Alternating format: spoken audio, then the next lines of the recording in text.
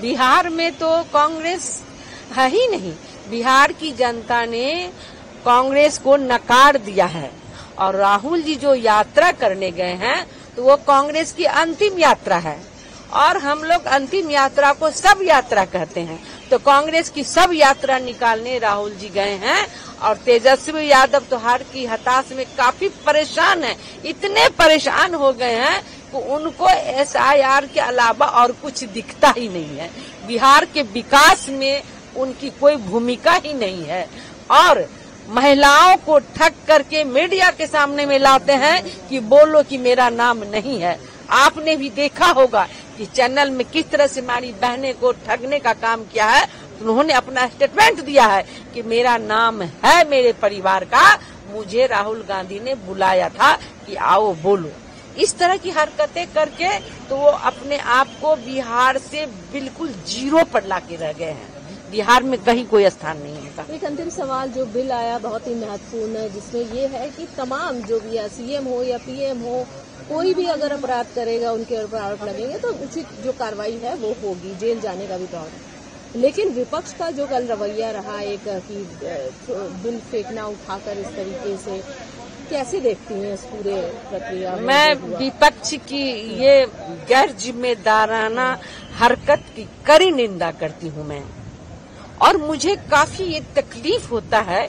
ये देश का उच्च सदन है, देश और दुनिया की निगाहें पार्लियामेंट पे टिकी होती हैं और वो एक सराहनीय कदम है कि जो जुर्म करेंगे चाहे कोई भी लीडर हो वो जेल जाएंगे।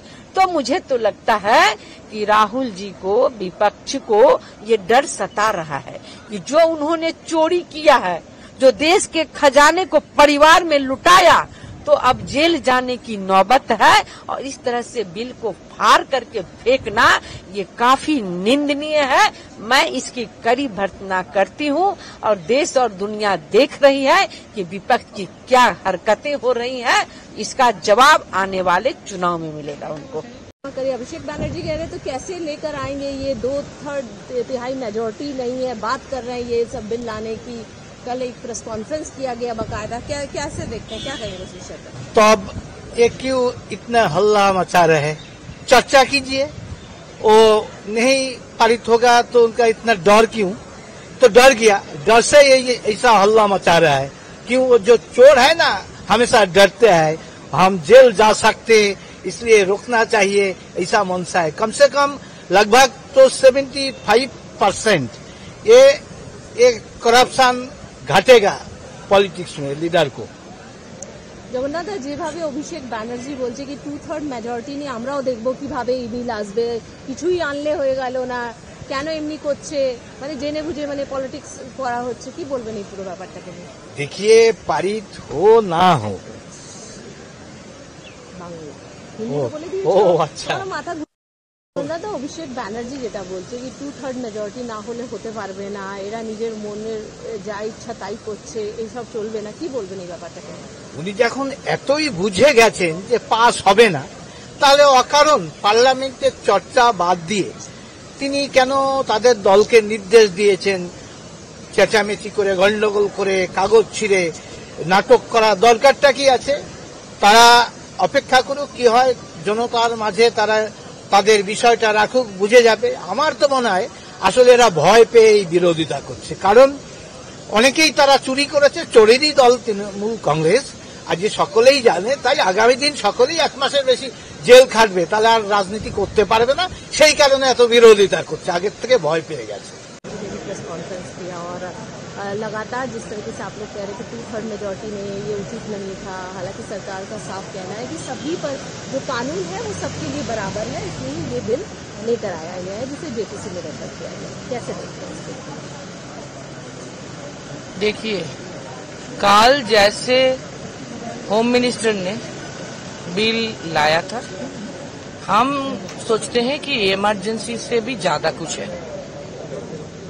इलेक्टेड कोई मिनिस्टर को वो हटा देंगे, ये पावर वो ला रहे हैं कॉन्स्टिट्यूशन अमेंडमेंट करके, ये पावर उनके पास नहीं है, क्योंकि कॉन्स्टिट्यूशन में सबसे ऊपर स्थान है पीपल की।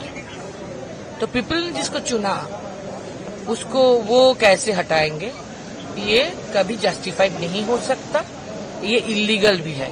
लेकिन क्या किया जाएगा, मोदी है तो मुमकिन है, चल रहा है, तो जो जी चाहे तानाशाही तुगलकशाही वो कर रहे। लेकिन हम लोगों को ये लगा कि जैसे एक भी लॉ कोई डिस्कशन नहीं हुआ, ऑपोजिशन अपोज कर रहे थे, और जैसे पास किया गया वो लोकसभा में, आज भी राज्यसभा में वो लाने का कोशिश कर रहे हैं। ये और एक तानाशाही की उदाहरण है कि ये 1 महीना से ज्यादा पार्लियामेंट चल रहा है, क्यों लास्ट में ये नौटंकी, लास्ट में क्यों इतना अनडेमोक्रेटिकली वो लाएंगे और किसको बोलने का मौका भी नहीं देंगे, वो पास करा लेंगे।